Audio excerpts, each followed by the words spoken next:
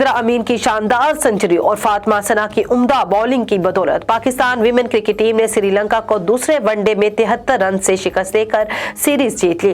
Toss जीतकर पहले batting करते हुए गर्ल्स इन ग्रीन ने 2 विकेटों के नुकसान पर 253 रन बनाए। सिद्रा अमीन ने 123 रन की शानदार इनिंग्स खेली।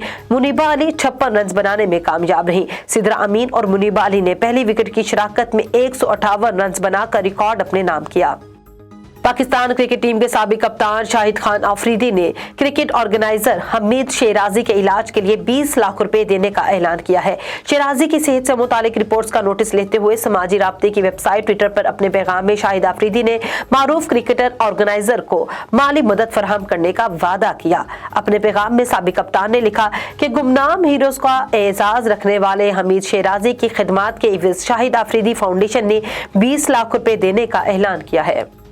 पाकिस्तान क्रिकेट टीम के कप्तान बाबर आजम ने कहा कि तीनों फॉर्मेट्स में नंबर 1 रैंकिंग बल्लेबाज बनना एक ख्वाब है। तजुर्बाकार भारतीय विकेटकीपर बल्लेबाज दिनेश कार्तिक तक आईसीसी रिव्यू पर बात कर रहे थे जब उन्होंने बाबर आजम को तीनों फॉर्मेट्स में नंबर 1 बल्लेबाज की दर्जाबंदी करने वाले पहले खिलाड़ी बनने का मशवरा दिया।